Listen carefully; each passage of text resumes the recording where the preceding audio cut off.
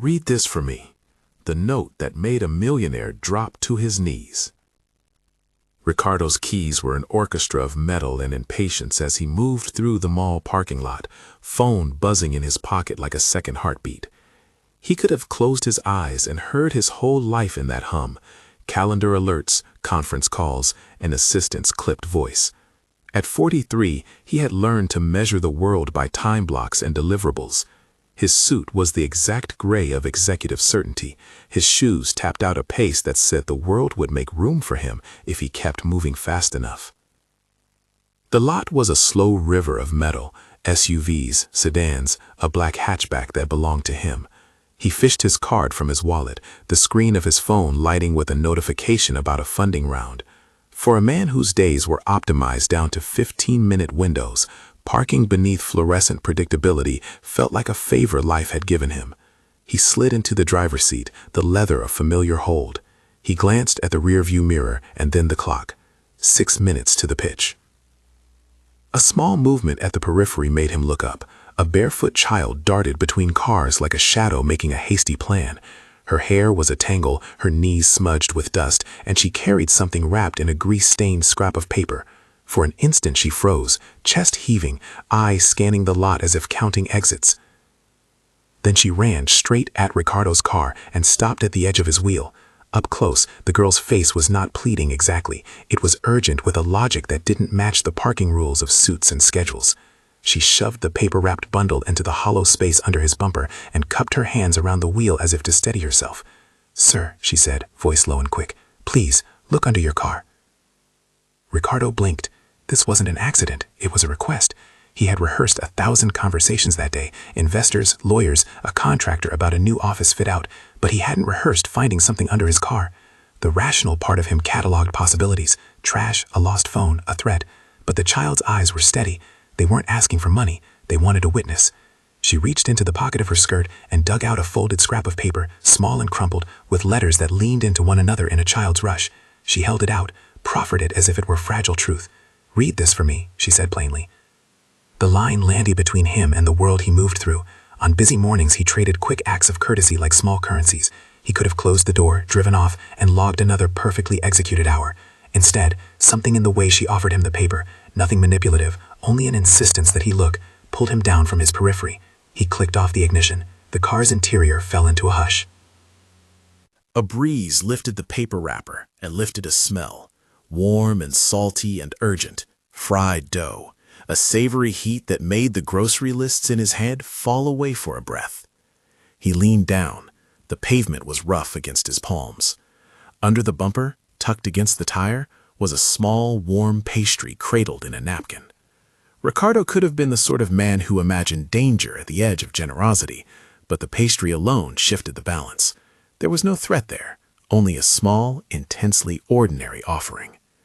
He took the scrap of paper with fingers that briefly remembered not boardrooms, but childhood, the way notes were exchanged under desks, the secretive flutter of folded permission. He read aloud, more to hear than to show the child that he had read what she had written. "Please read this. I shared my snack because I trust you. Helena." The handwriting was uneven, an honest map of a young wrist, and the way the letters leaned into the last word made it look like trust had been practiced and then offered.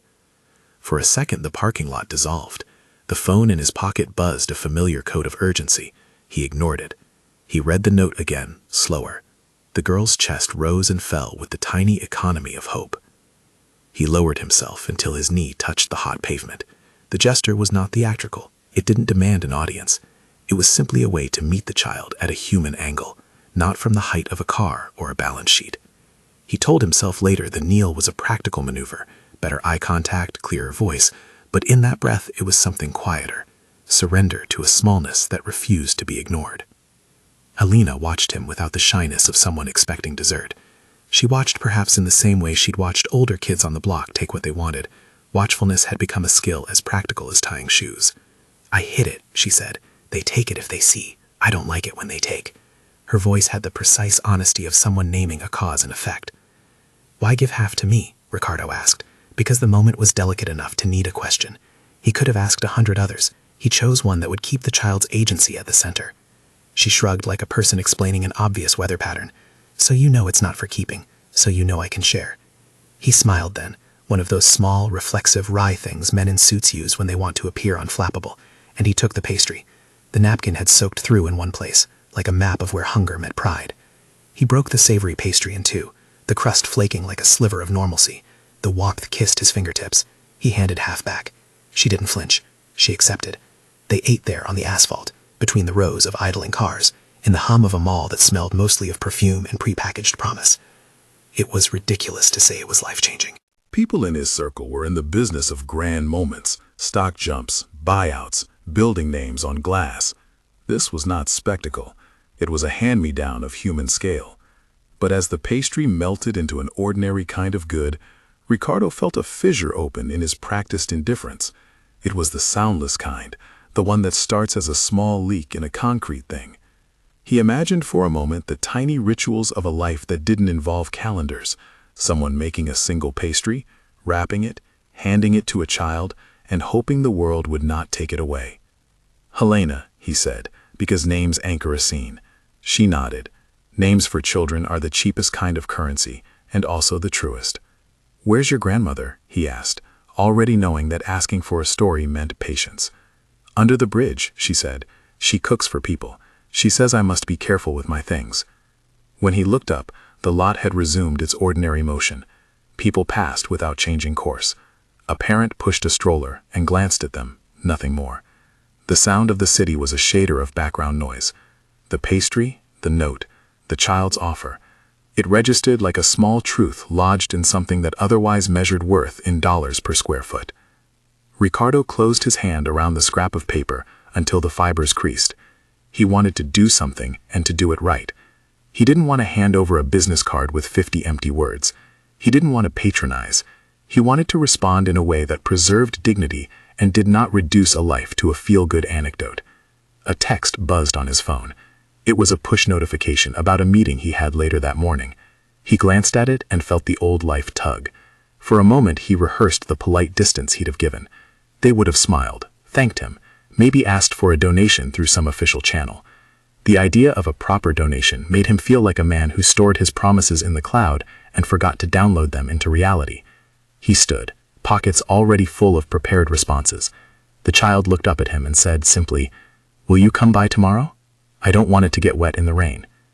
There was a way to say no with politeness, and there was a way to say yes without meaning.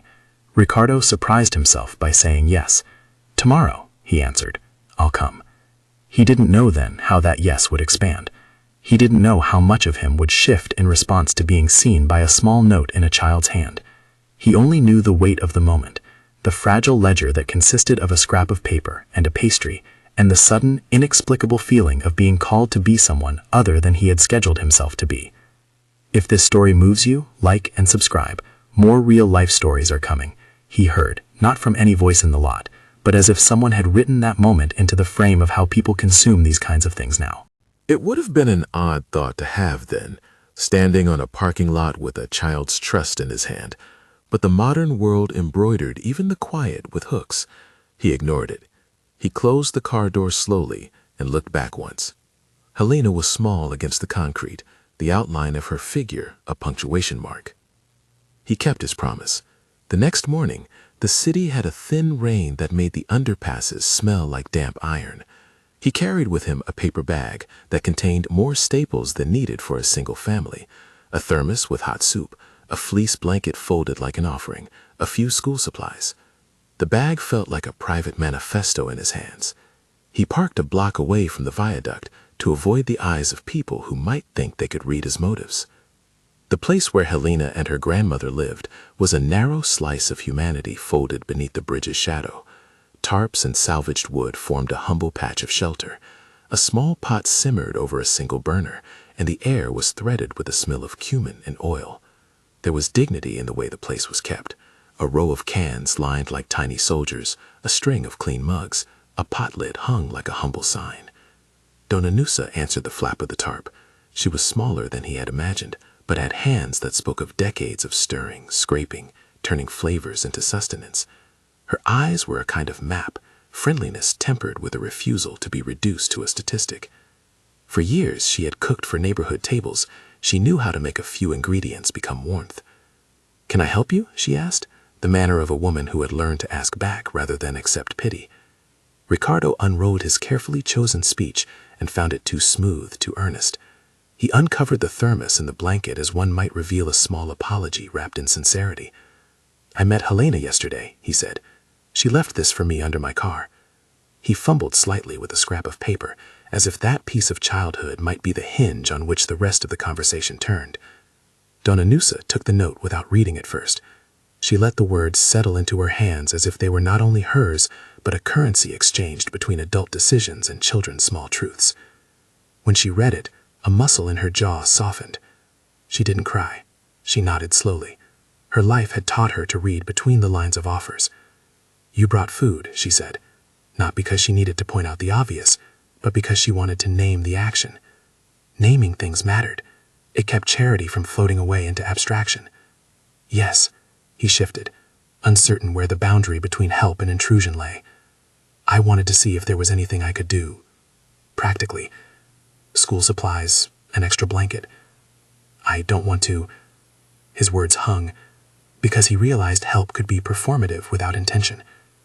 Donna Nusa smiled with a clarity that didn't feel surprised. "We don't need pity." "We need someone to keep their promises," she said. "You came. You said you'd come back. That is something." It was a small exchange, but one that mattered. Her response kept the dignity of giving in the center, not the giver's narrative, but the receiver's terms. No pleas, no dramatic confessions, just real needs named with real limits. She explained, matter-of-factly, that there was a small market where she sold fried pastries in the morning for a little cash, that it kept them afloat, but the competition grew meaner as the city changed. Helena listened at the doorway, hands in the pockets of her skirt, the rain making a pattern on her hair. Ricardo left them with a promise he planned to keep. He walked back to his car with a different weight in his chest, not guilt exactly, but a recalibration. A phone call rang insistently as he reached into his pocket. He answered with the mechanics of habit. It was Marcelo. Marcelo's voice over the line carried the corporate cadence of someone trained to ask the right questions before they felt them. "You looked tired at the pitch yesterday," Marcelo said. He might have been asking after his friend. More likely he was asking after an asset. "Everything okay?" Ricardo turned the phone away from his ear and listened to the rain and the distant sound of the underpass. "I met someone," he said simply. He did not know how to frame the rest without it sounding like a charity anecdote that could be boxed and controlled. Marcelo's silence was a professional reflex. "You know what I think," he said finally. "We can't have founders doing public charity without strategy. It sets precedents. It distracts teams. If you're thinking of any PR angle, we should coordinate." Ricardo found himself irritated by the efficiency of the warning. He hadn't considered public relations. He had considered a child's trust. Marcelo's voice described a world measured in outcomes and optics. His words were the very framework Ricardo had been comfortable inhabiting. The cool precision of Marcelo's concerns made something in Ricardo balk. "This isn't about PR," he said. "I don't want publicity. I don't want to make a spectacle." "Fine." Marcelo's tone shifted into the corporate default, caution wrapped in advice. "But be careful. Small promises without a plan can become liabilities. People will expect continuation. You'll have to commit resources, time. Think through it." The conversation tightened into business logic. Marcelo asked about contracts and budgets. Ricardo, who had just knelt on concrete to read a child's note, felt worlds diverge. He could hear the refrain of his prior life: plans, timesheets, risk matrices, as if they were a separate forecast, a weather pattern he had been trained to predict. When he hung up, the rain had slowed to mist. The scrap of paper in his pocket felt like a foreign object in the suit he wore. Its fibers made a small crinkle against his thigh. He sat in his car for a long minute. The leather was the same, the clock still advanced, but decisions are not always made as strategic line items. Sometimes they come attached to the simple truth of a child's handwriting. That afternoon, he couldn't think about the pitch. Numbers blurred into an abstract scatter on the screen. Instead, he allowed himself the odd indulgence of curiosity. He went to a stationery shop, bought a small spiral notebook, and then, further out of character, he took a detour to a little used bookstore and bought a children's book with bright pages, the kind with shapes and letters and the smell of glue. It felt like a sacrament. He stopped at a diner for a quick coffee, and while sipping, felt the urge to do something practical rather than symbolic.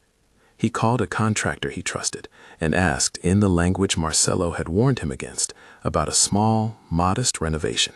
Nothing grand, a safe, dry room, properly insulated, with water and a lock. The contractor's questions were practical, and his answers were yes. Yes could be dangerous. Yes could also be the beginning of a plan. The next day, Ricardo returned with a list.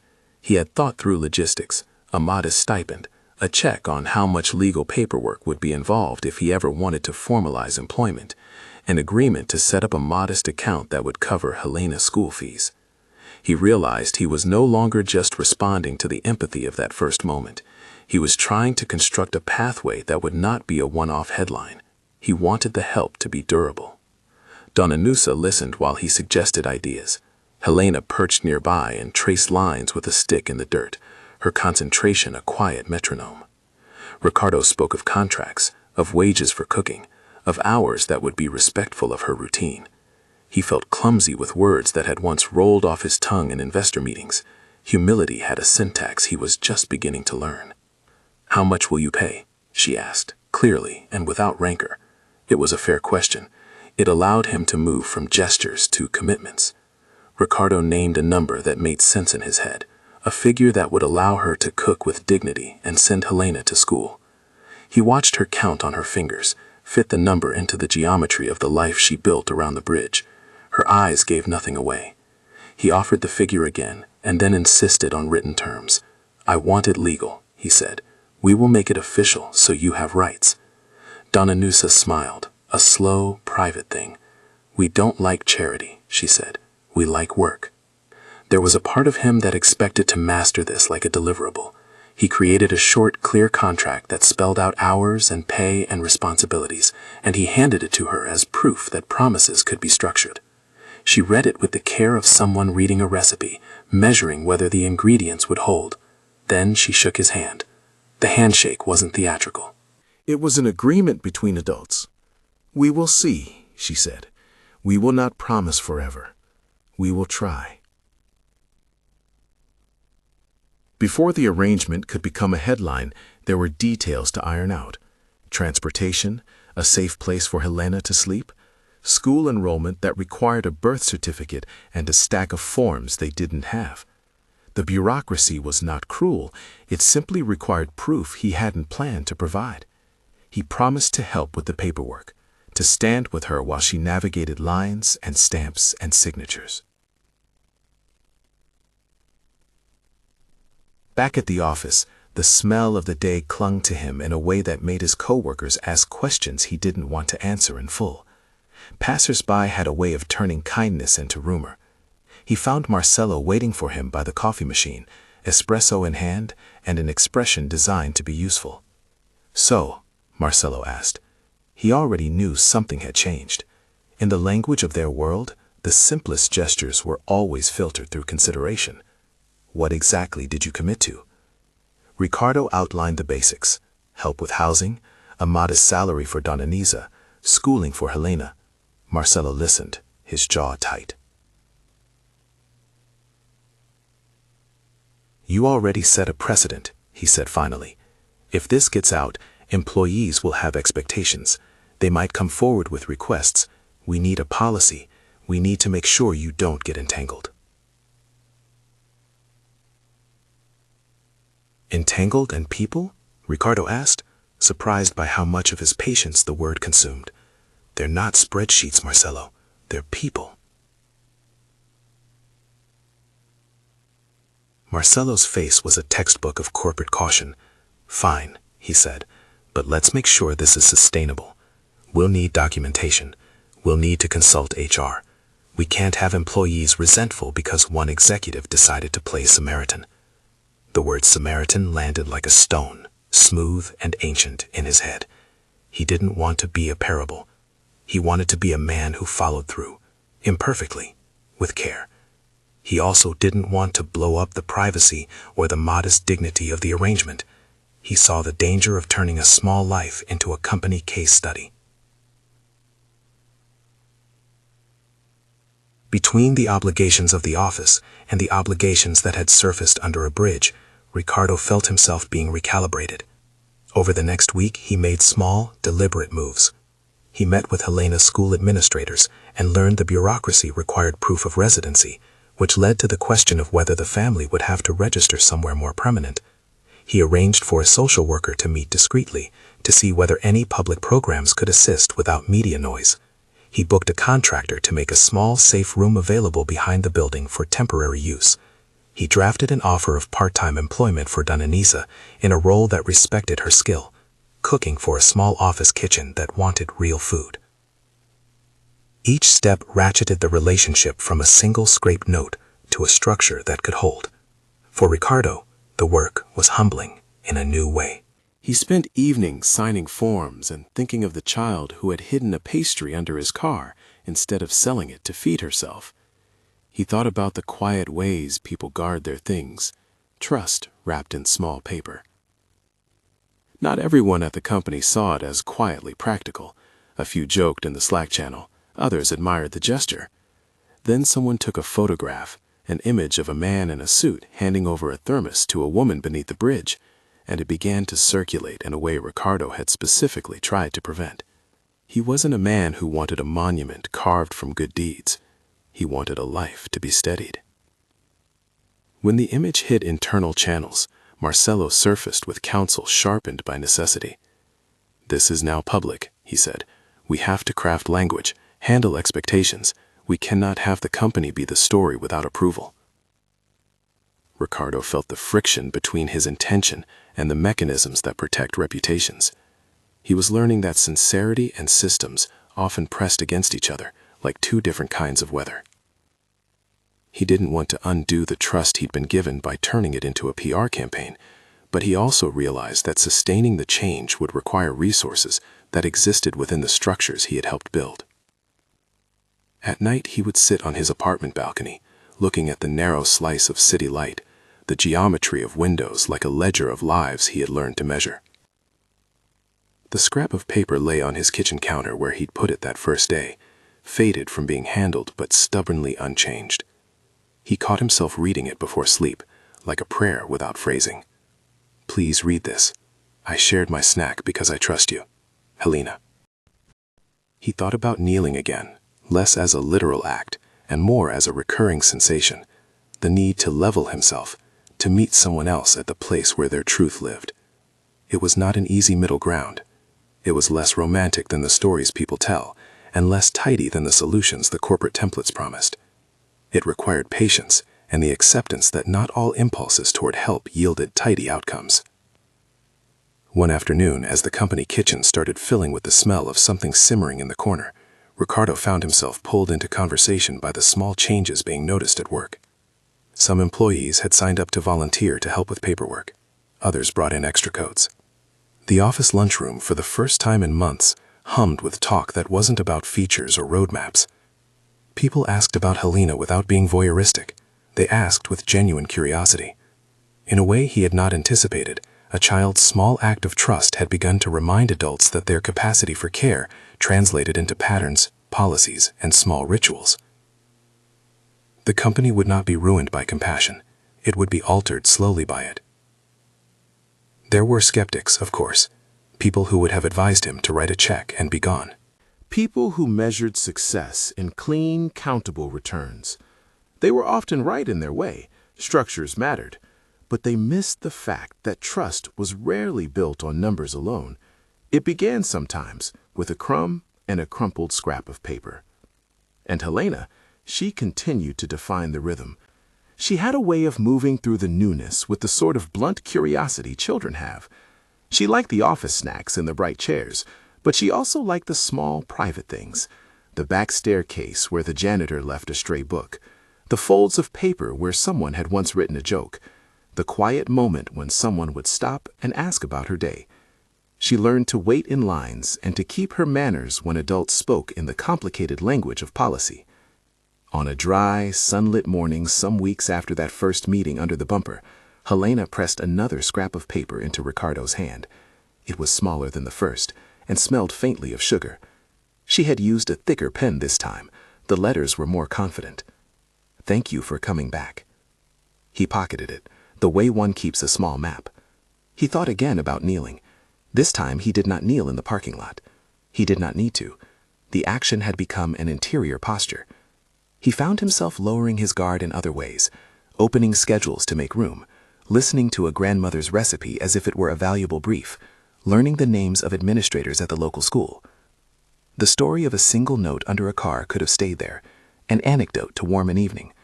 Instead, it threaded through a life, and then a workplace, and then sloppily and imperfectly into the lacework of a small community.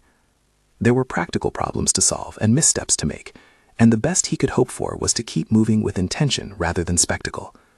In the weeks that followed, the note, Helena's first crumpled offering, found a place in his wallet next to an irregular pile of business cards. He would notice it before meetings and feel the small prickle of responsibility, a tangible humility that asked for follow-through. He began to think differently about proximity, how it reveals obligations the remote forecasting of a boardroom never could. He had no illusions. He was not a saint, and there was no grand conversion story being written overnight. He had friends who rolled their eyes. He had advisors who recommended caution. He had a company that would demand clarity. But he also had a small, overlooked moment that had cracked something open. That opening, now, had to be translated into something neither preachy nor performative, but durable. Contracts, school enrollment, a makeshift bedroom with a mattress that did not leak, a line on the payroll that meant dignity rather than handouts. The choices to be made were practical and precise. On a Thursday that felt like both risk and possibility, Ricardo met Helena and Dona Nosa again. He carried with him not only the paperwork that would formalize a part-time job, but also a blank, new spiral notebook he decided to use for keeping the list of tangible things that mattered. He sat on a small plastic chair and watched Dona Nosa lift a spoon to taste a broth. She shook her head in that way that meant something needed more salt and perhaps more time. He felt in that ordinary correction the rhythm of work. Practice, adjust, repeat.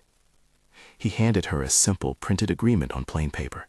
He had asked a lawyer to draft it in simple language, no legalese to obscure intent.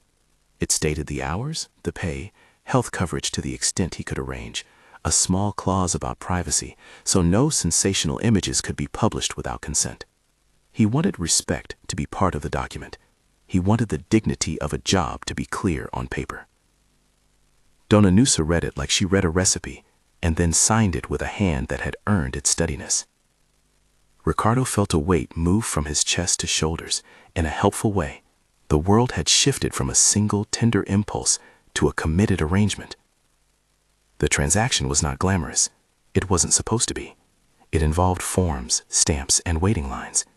It involved learning that help is rarely dramatic. It's administrative.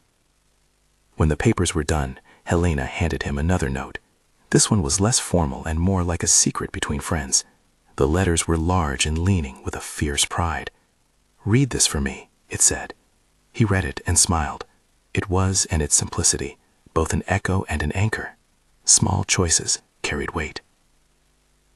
Ricardo looked at them, the two women who had reoriented the periphery of his life, and for a moment he felt the old, slick certainties of the city give way to a new, awkward pattern, a sense that proximity asks for more than passing gestures. He had started with a scrap of paper and a pastry and had found himself called into a network of obligations that required him to be less certain and more present. The kneel had started as a physical act and become an interior posture toward the world. There would be pushback. There would be paperwork that made him bristle. There would be conversations with Marcelo about optics and precedent. But for the time being, he sat under a shaky tarp, with soup on his breath and the sun catching on the curl of Helena's hair, and the world felt like it might, unlikely as it seemed, be capable of being rearranged by small acts of faith. He folded the scrap of paper and put it in his wallet. Then, before he left, he asked a practical question. "Are there things you need that we haven't figured out yet?" He wanted a list, a ledger of real things.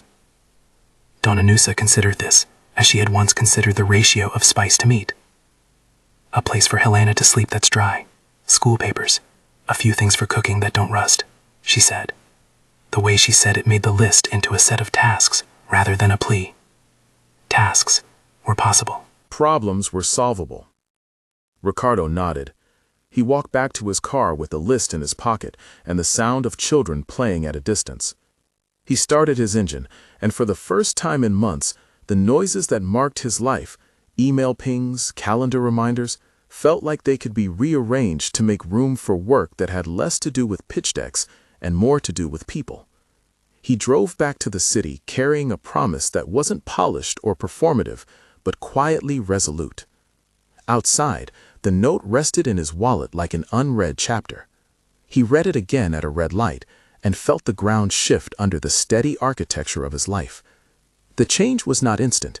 It arrived in small increments. A call to a school secretary, a meeting with a contractor, a neighbor who brought over used books. It was messy and real, the kind of change that requires patience because it cannot be compressed into a quarterly metric. The pause between the first yes and the realization of that yes would be where the real story began, where the gentle, stubborn work of building dignity took place. He had learned that a child's trust was not a currency to be spent, but a responsibility to honor. He had learned that kneeling is sometimes the only honest posture when you're trying to understand what people need without turning them into stories. And in the small, private hours, he sometimes found himself back on his knees, not in the public gesture of a headline, but in the private recalibration of someone who had let a child's scrap of paper redirect a course he had assumed fixed. He had learned that kneeling is sometimes the only honest posture when you're trying to understand what people need without turning them into stories. Days folded into weeks. The room behind Ricardo's building, the one he'd had a contractor make safe and dry, became more than a storage closet of good intentions. It turned into an address. A mattress arrived that didn't leak. A small chest of drawers stood where none had been. A curtain made from an old sheet gave Helena a place to tuck herself away when the world felt too loud. The renovation was modest, a patch of linoleum, a small window that faced an alley, and a promise of light. It didn't change their status overnight. It offered instead a place with a lock. Helena's mornings evolved around routine. There was a new rhythm: wake, breakfast, school. The first day she walked into the classroom in a uniform too crisp to seem real, she clutched the strap of her backpack like a talisman. The teacher, a woman with a forgiving laugh and an obvious love for messy handwriting, bent down to Helena's level and asked what her favorite color was. Helena answered in a whisper, then brightened when the teacher said the word aloud and wrote it on the board. For Ricardo, watching from the doorway, the sight felt like a small miracle because it had nothing to do with capital and everything to do with proximity. The paperwork was ugly in its pettiness: birth certificate requests, forms that demanded names and signatures, lines that asked for proof of residence when residence was a tarpaulin under a bridge. Ricardo learned how quickly systems can repel those who exist at the edges. He learned to sit in offices and wait in public counters for 2 hours and then for another 2. He learned that his presence could make a clerk move a file up a stack, but his presence could not replace the dignity of making the right forms. That was a lesson he valued more than any quick fix. Doña Nusa's first week in the office kitchen was tentative and triumphant in equal measure. She arrived with a pair of hands that remembered heat and timing. Her spice rack was modest. Her knives had been sharpened on a life of necessity. She set up a small station in a corner and began to cook in a way that no outsourced caterer could. Familiar flavors, portioned carefully, with an eye to the meals that made people remember being fed by someone who knew them. For the employees who came through the lunch line that first week, there was surprise in the way a plate could be both useful and human. Conversation lingered longer. People traded recipes and stories about grandmothers. The lunchroom was quieter in the sense that conversation had turned inward. People were eating and thinking about other lives. Not everyone liked that change. There were memos and a few private messages that asked whether this was the right use of corporate resources. Precedent became a word used with alarmed frequency. Empathy, it seemed, had to be budgeted. Marcelo, who had been cautious from the beginning, found himself navigating boardrooms with one foot still in the new world and the other planted in a lifetime of risk assessment. He asked twice for written policies. He requested limits. He defended the idea that systems needed boundaries so compassion could be sustained rather than squandered. Ricardo answered with small, practical steps. Contracts were precise, payment schedules regular. Privacy clauses were included at the insistence of Doña Nusa. No photographs of the living spaces could be published without consent. He set up a small fund for Helena's school fees and for any emergency expenses that might arise. He did not create a department for miracles. He created instead a ledger, a careful, boring account of commitments. The ledger, he promised himself, would never be a ledger of headlines. Word of the arrangement leaked in the way small worlds leak. A photograph a coworker had snapped, an innocently posted caption, a friend who thought the story would be inspiring. The image traveled faster than he had anticipated. It arrived in inboxes with subject lines that read like gentle alarms. Some messages praised the gesture, others feared the opening of floodgates. The company's legal team drafted statements that were blandly neutral and carefully drafted. A PR consultant offered spin. Ricardo dismissed the idea of press coverage. He wanted no talk show from this. Marcelo, for his part, softened when he started to see the other numbers. Sick days decreased in teams that had previously barely known each other. Project handoffs smoothed in ways he could not quantify, but that were rendered obvious by fewer escalations on the weekends. People, he admitted under his breath one evening as they both stood by the office kitchen, seemed less eager to avoid one another. He tasted a fritter Dona Nelsa had made and made a face he tried not to show. He was man enough to say later that it was good. There were nights when Ricardo's reassessment felt like an internal audit. Meetings would begin with status updates, and then, inevitably, bend toward discussions he cared less about, an acquisition in a different time zone, a product rollout. He would listen, contribute, and then think of the sound of a child's breath at the edge of a tarp. The two worlds did not always fit neatly. They pressed against one another like two layers of fabric that needed a seam to join them. The seam, he discovered, was patience and paperwork. One afternoon, a regulatory question came up that threatened to complicate the modest arrangement he'd made. To enroll Helena, the school required a birth certificate that could not be issued without an official registrar confirming a birth in a municipal hospital. There was no municipal birth record for Helena. The process that should have taken a day stretched into weeks. Social services were helpful, but overworked. Backlogs made the path to stability feel bureaucratic and slow. Ricardo sat with Dona Nelsa at a community center and watched her speak with a caseworker who annotated forms with a pencil that moved like it was translating life into boxes. When it was his turn, he presented the care he'd committed to, a formal job offer letter, copies of identification, a written pledge to hire a notary if necessary. The woman behind the desk looked at the documents and then at him with a kind of skepticism only a person who has seen hundreds of attempts to solve problems without understanding them can have. "We can help," she said slowly, "if there is proof of guardianship and if you can stand as a sponsor for the enrollment. It's not ideal, but it's workable." It was neither quick nor elegant. It was work. That word, work, became a recurring theme in the months that followed. It was in the forms he notarized, in the signatures he co-signed, in the nights he spent filling out applications online because the clerk's windows closed at 5 and he had to be back at the office at 6. It was in the small things Dona Nelsa requested, a proper set of pots, a box of cling wrap that would finally make covering leftovers less frantic, a better set of hooks for drying utensils. It was in Helena's insistence that they save some of the pastries for other children in the neighborhood. That insistence humbled him more than any board meeting ever had. There were moments of friction that felt unavoidable. One morning, a complaint surfaced. An employee alleged that allocation of perks had become unfair, that some departments were gaining extra consideration because of the founder's personal choices. The HR director set up a meeting to listen, and Ricardo went in, hands empty of PR lines and full of an earnest defensiveness. He listened to the complaint and acknowledged the perception of inequality. He then proposed a modest framework. If people wanted to channel volunteer time, the company would offer a designated number of paid hours each quarter for community work. Anyone could apply to have a small budget for community projects, but approvals would go through a panel to ensure fairness. To Marcelo's surprise, the proposal passed more easily than he had predicted. People wanted the chance to help. They wanted structure. Meanwhile, Helena's reading improved in surprising bursts. There was a lunch hour when she sat on a low step and read aloud to a small group of employees who had volunteered to tutor for half an hour each week.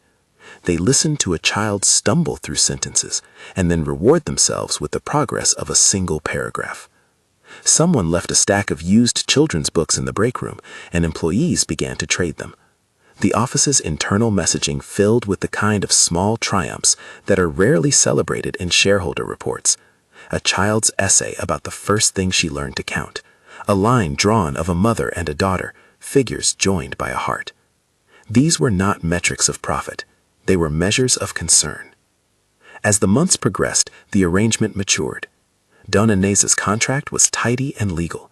It stated hours and wages, and a very small set of benefits that made a tangible difference. Access to a basic health plan, a clause ensuring paid leave for medical appointments, and a schedule that respected the fact that she would need to tend to family matters.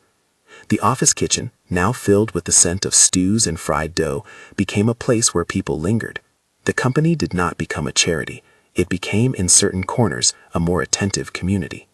The shift was small, but it was visible. Ricardo found that his relationship with Marcelo deepened in predictable ways.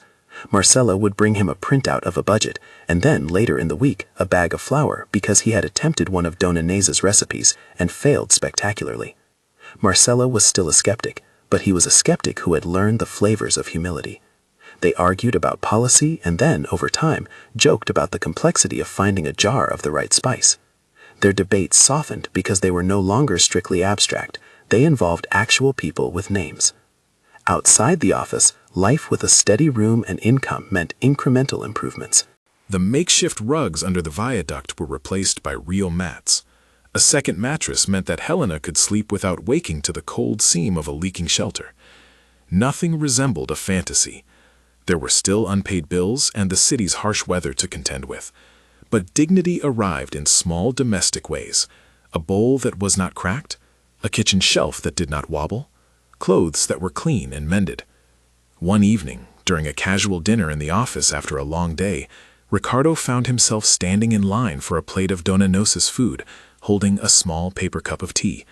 He watched Elena from across the room.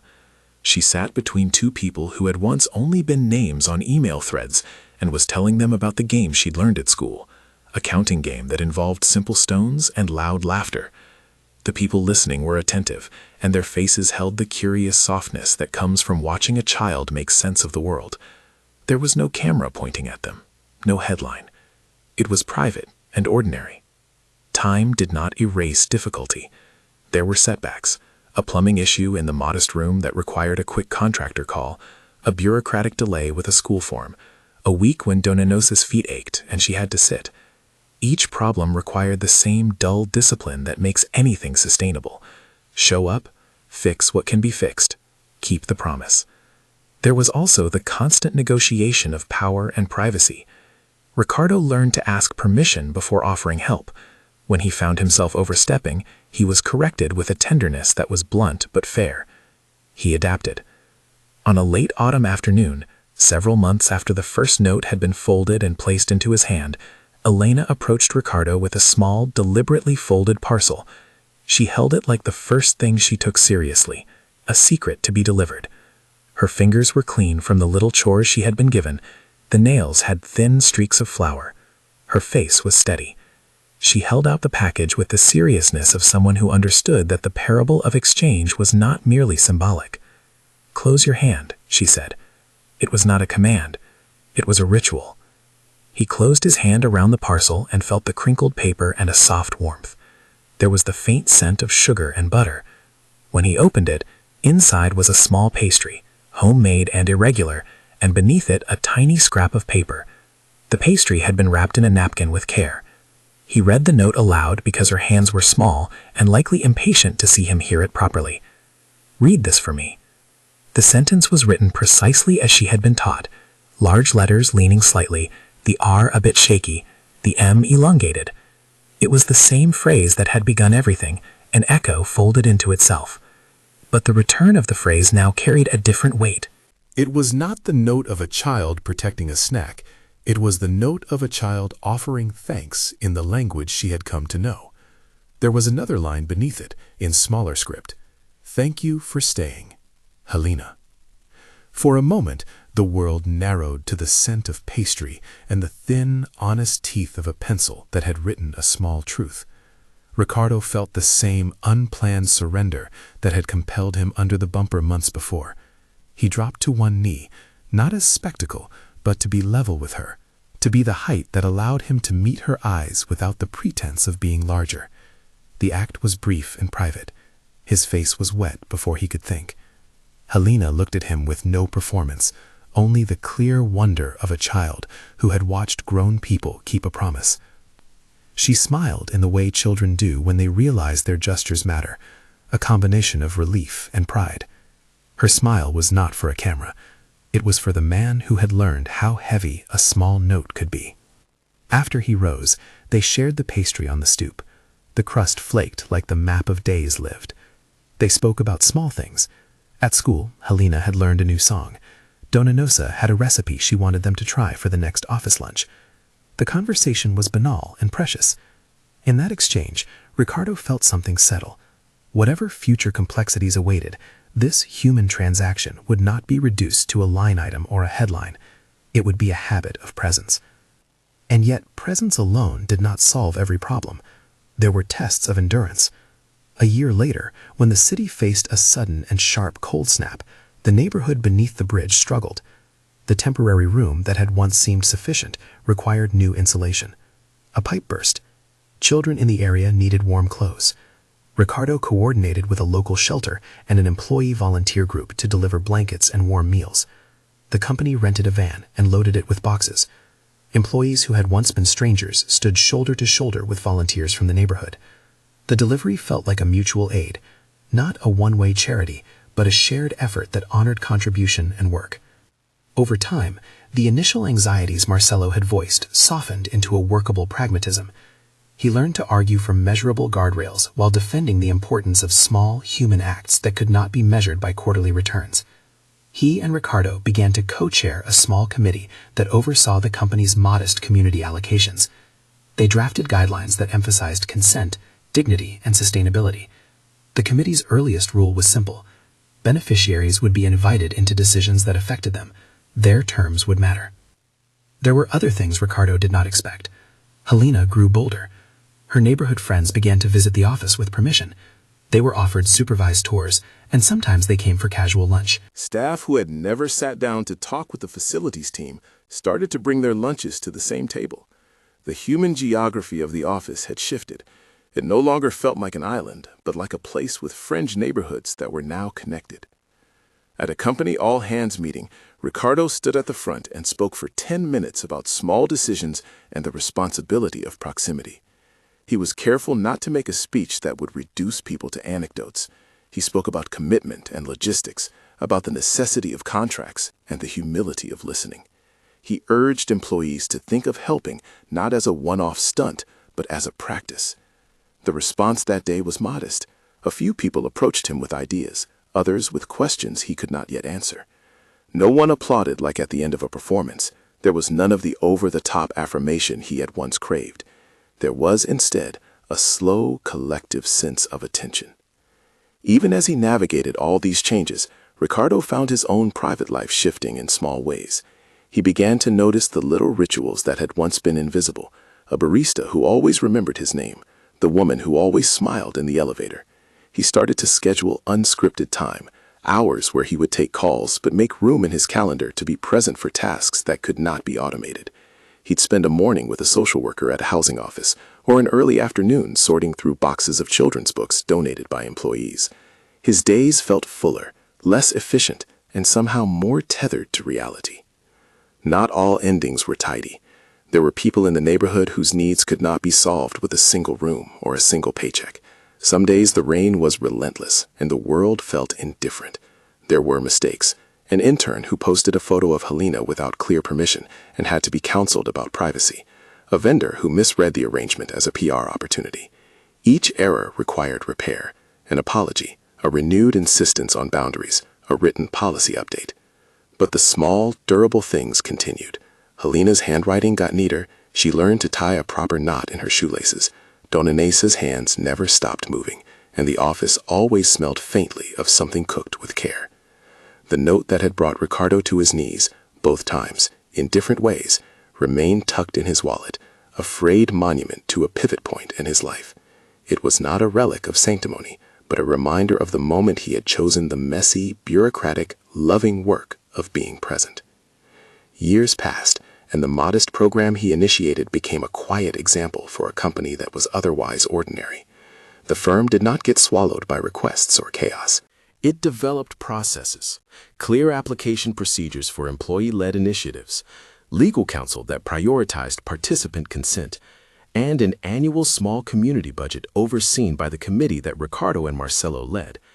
It was not perfect. It was human.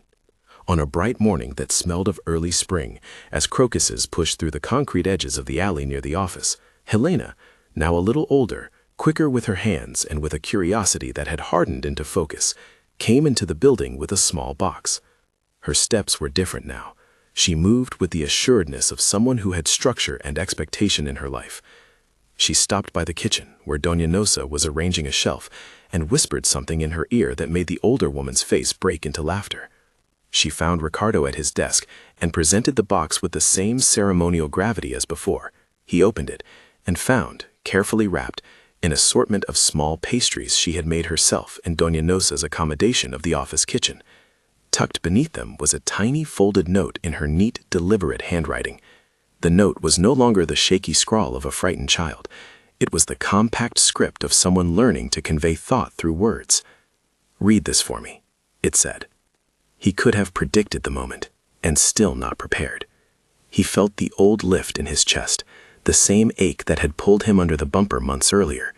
He bent down so he could meet her face. He did not seek an audience. He had learned that such moments were for the people in them, not for the world at large. He whispered a thank you, and then read the rest of the note. "You came back. You kept your words. Thank you for making a place where I can learn. Helena." The room seemed to contract to the size of the two of them and the pastry between their hands. He folded the note and held it like a promise that had been fulfilled. He felt again the humility of being entrusted with a child's gratitude. Surrendered, he knelt for a breath, not because kneeling had become ritual, but because doing so made him human in the small and necessary way that the note demanded. The act was private, and that was the point. When he straightened, he noticed the faces around the kitchen door. Some of his employees watched with warmth, others pretended not to observe. Nobody filmed. The moment was not a story for an external audience. It was an internal one, a ledger of the human heart. Later that week, at a modest gathering in the office to mark the end of another small project, Ricardo walked to the front and spoke again. This time his words were short and measured. He spoke about responsibility and systems, and the need to make room for the people whose edges butt up against our lives. He spoke about the danger of converting human suffering into content, and the necessity of work that honors dignity. He did not moralize. He asked a question that had no single answer. When was the last time you looked under your car? There were a few laughs, relieved laughter, the kind that made a room feel less formal. Then he finished with something quieter, a request that people respect the privacy of those involved, and a small ask that employees who wanted to help could volunteer in ways that were consistent and sustainable. The applause was gentle. It felt like approval and a call to action at once. Outside the building, the city kept moving, indifferent in its own huge way. The plaque on a distant office tower had his company's name, but the arrangement under the bridge remained anonymous to the world at large. The lives that had changed felt practical in their smallness. Helena graduated from an after-school program. Dona Nessa saved up enough to buy a new set of pans. Marcelo, a man who once quantified risk with an efficiency that frightened him, learned to make a mean pastry and to listen when people told him about their children.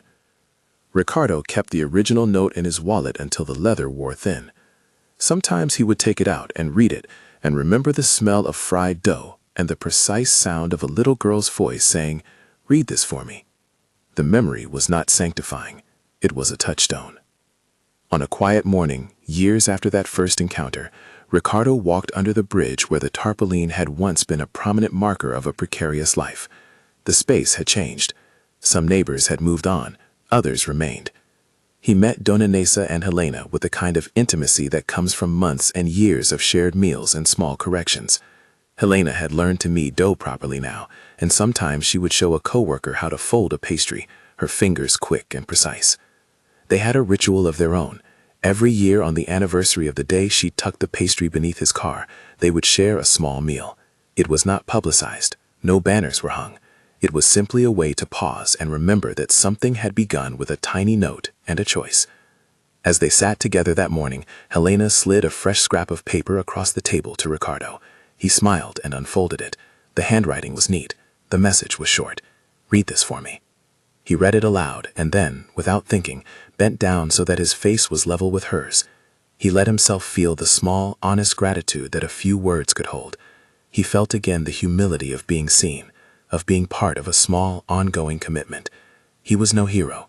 He was a man who had learned that the simplest acts, a follow-through, the paperwork, a steady paycheck, could matter more than any public gesture. When he rose from that quiet, there was no audience to witness the kneel. There was no need. The transformation had nothing to do with optics and everything to do with the invisible architecture of care they had built together. The story did not end with a single flourish. It continued in the way ordinary life does, in forms filed, in lunches shared, in the tiny victories and the occasional setbacks. It continued in the way work of the heart accepts that some problems will reappear and demand attention again. It continued in the laughter of children who had learned to count, and in the way a pantry shelf was stocked and tended. If you find yourself thinking of the moment he read the first note, ask yourself where you might look for your own small moments of responsibility. The world rarely changes in grand declarations. It shifts in the cumulative modesty of daily actions. A room made dry, a contract signed, a school enrollment completed, a pastry shared. If this story moved you, if the idea of small acts that create durable change matters, share it with someone who needs the reminder. And when you pass by the people whose lives brush against yours, remember to look down, not in pity, but to see and to keep a promise, however small, with all the steadiness you can manage.